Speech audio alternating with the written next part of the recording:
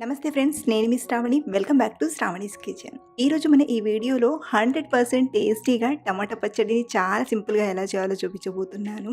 ఈ టమాటా రోటి పచ్చడిని మనం ఇలా చేస్తే మాత్రం ఎప్పుడు చేసినా, ఎంత హడావిడిలో చేసినా సరే చాలా రుచిగా కుదురుతుంది. అదేంటో తెలియదు కానీ ఈ టమాటా రోటి పచ్చడి చేస్తే ఇంట్లో వాళ్ళు మిగతా కూరల్ని పక్కన పెట్టి ఈ టమాటా పచ్చడి తినడానికి చాలా ఇష్టపడతారు. రుచి చాలా చాలా బాగుంటుంది. అన్నంలోకైనా చపాతీలో చాలా రుచిగా ఉంటుంది. మీరు ఒకసారి నా స్టైల్లో ఇలా ట్రై చేసి చూడండి, మీకు కూడా తప్పకుండా నచ్చుతుంది. మరి సింపుల్ వేలో ఈ కమ్మని టమాటా రోటి పచ్చడిని ఎలా చేయాలో ఇప్పుడు చూద్దాం రండి. ముందుగా స్టవ్ ఆన్ చేసి ప్యాన్లోకి ఒక 2-3 టేబుల్ స్పూన్ల నువ్వులను తీసుకొని చిటపటమనేంత వరకు బాగా వేపండి. నువ్వులు హెల్త్కి చాలా మంచిదండి.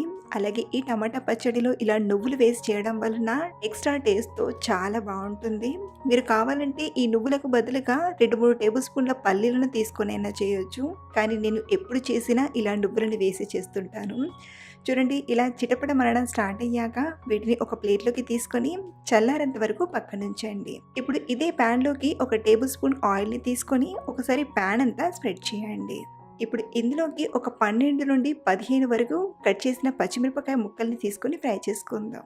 మీరు స్పైసీ ఎక్కువగా తినేవారైతే 2-3 పచ్చిమిరపకాయలు ఎక్కువగా తీసుకొని అయినా చేయొచ్చు.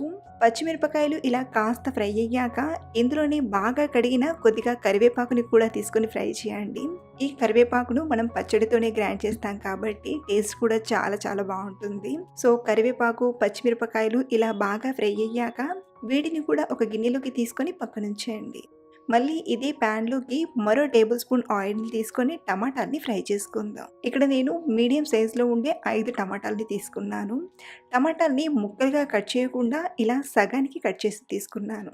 ఇంతకీ నేను ఇలా ఎందుకు కట్ చేశానో ముందు చెప్తాను. ముందుగా టమాటాలని ఇలా పరిచినట్టుగా ప్యాన్లోకి తీసుకొని మీడియం ఫ్లేమ్లో ఒక 2-3 నిమిషాలు బాగా ఉడికించండి. కవర్ చేసి మంటను మీడియం ఫ్లేమ్లో పెట్టి ఉడికించండి. 2-3 నిమిషాల తర్వాత మూత తీసి ఈ టమాటా ముక్కల్ని మరో పక్కకి టర్న్ చేసుకుందాం. అలాగే టమాటా పచ్చడి కాస్త పుల్లగా ఉండడానికి ఇందులోకి ఇలా చిన్న ఉసిరికాయ సైజంతా చింతపండును కూడా తీసుకోండి. సో ఇలా తీసుకున్నాక మరొక 2-3 నిమిషాలు ఉడికించండి. ఇలా టమాటా ముక్కలు 2 పక్కల కూడా ఒక 2-3 నిమిషాలు అంటే కొంచెం ఉడికిన తర్వాత ఈ టమాటా పొట్టు అనేది టమాటాల నుండి ఈజీగా సెపరేట్ అవుతుంది. చూడండి, మనం ఇలా చేతితో తీసినా సరే లేదా ఇలాంటి చిమ్మడితో తీసినా మనకు హీట్ అనేది తగలకుండా ఈ టమాటా పొట్టును ఈజీగా ఇలా సెపరేట్ చేయొచ్చు. చాలా మందికి టమాటా కూర వండినా, టమాటా పచ్చడి చేసినా ఈ టమాటా పొట్టు అనేది నచ్చదు.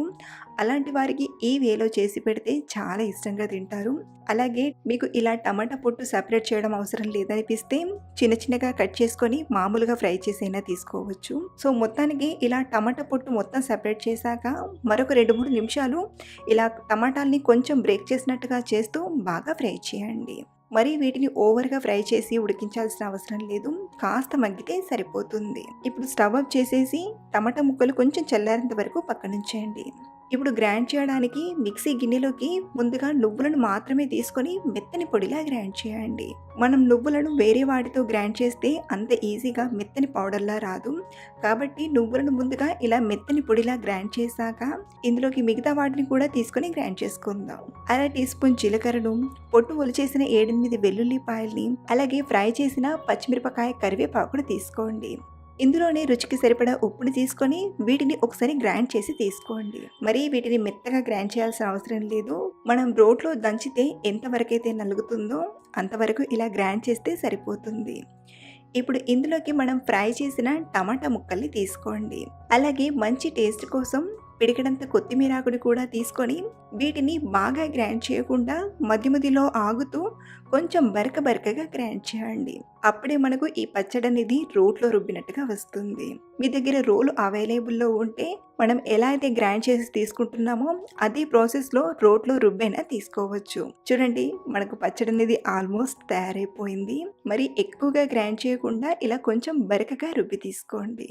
ఇప్పుడు పోపు కోసం మళ్ళీ ఇదే ప్యాన్లోకి ఒక టేబుల్ స్పూన్ ఆయిల్ని తీసుకొని వేడి చేయండి. ఆయిల్ వేడయ్యాక 1/2 టీ స్పూన్ చొప్పున మినపప్పుని, ఆవాలను, జీలకర్రను తీసుకొని దూరగా ఫ్రై చేయాలి. ఇందులోనే చితకొట్టిన ఒక 4-5 వెల్లుల్లిపాయల్ని, ఒక 2 ఎండుమిరపకాయ ముక్కల్ని తీసుకొని ఫ్రై చేయండి.